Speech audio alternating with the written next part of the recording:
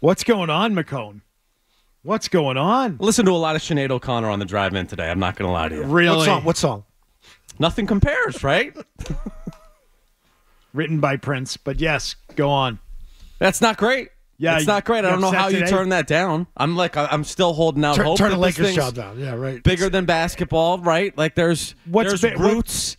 There's relationships involved. Stores, Connecticut. Yes. Danny Hurley is from Stores, Connecticut. That's news to me. Northeast guy. Stores, Absolutely. Connecticut, or L.A. and make a lot of money. There are plenty of Northeast transplants living in L.A., and he could be the latest one to do it. We'll see how it goes. It's not looking good. Look, in all seriousness, the way the college is right now, I don't know why you'd want to be a college coach over the NBA and the lifestyle and all that stuff. And Brad Stevens did it 10 years ago, and now it's only worse with NIL. So I get it if you're trying to jump. And the Lakers job. But, man, this sucks. It sucks. Yeah, but it's the Lakers. I also don't know. It's like somebody from college getting offered the Cowboys job or Patriots job. Offensively, like him and Luke Murray are on another level, and I'm not worried about that. But his, whole demeanor working in the NBA, I don't know if that plays over 82 games. Oh, he's pretty intense, too. That's what I'm saying. I don't. He's going to have to change that whole thing. Yeah, he strikes me as a guy who is college coach that will not be great at the next level. Oh, hothead. Well, there's too intense. Yes, too intense. 82 games. Not laid back enough. Not willing to concede enough to the players.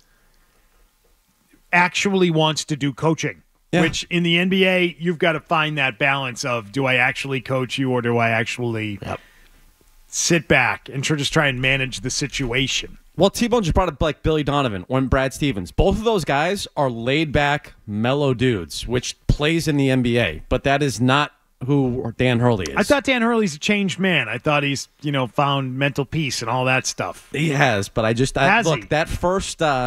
that first huddle with LeBron and them getting into it, I don't know how that's going to How much do you think they're going to pay Danny Hurley with the Lakers? A ton. How much is he making at UConn? Do we know? They still haven't gotten a new deal done yet. What was the last deal paying him? It's a good question. I think he's probably around 7-ish. What the hell Doc get? Didn't I know, Doc get, I know you for 30. I know Kentucky was floating out $12 million a year for him, but he's going to get more than that from the Lakers. So if let's he goes say there. It's 14. Oh.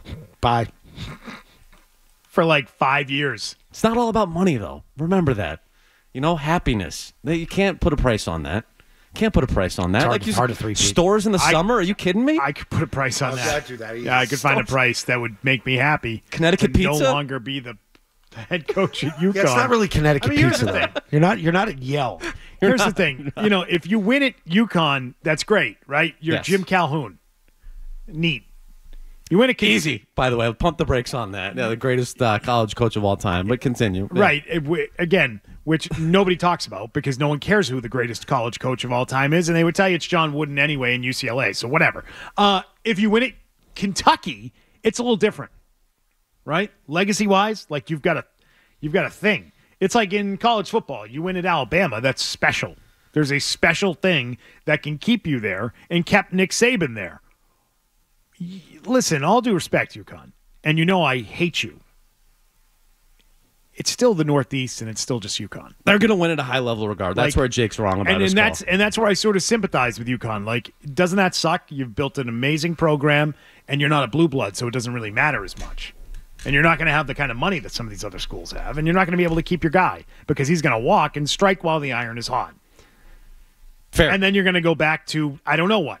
For the time being. They'll get another coach and they'll win on a high level because they always do now that the program's established. That's what's going to happen. They won a championship. Is that what happened during the Kevin Ollie years? They won a championship before it went off the rails there. No, I will say this, though. We talk about the college game. A guy like Frank Martin at UMass or even Bill O'Brien at BC, I don't know how you're supposed to be successful in those jobs anymore.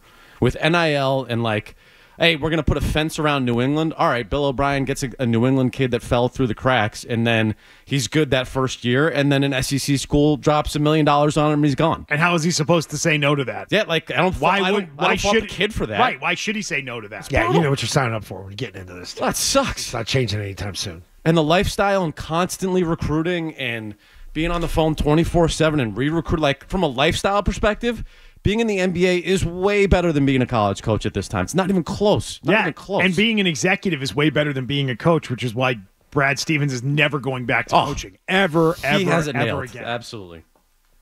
He's gone. He's as good Don't as do it, gone. Dan. They're going to give a Don't do Godfather offer to Dan Hurley, and he'd be stupid not to take it. Be an idiot.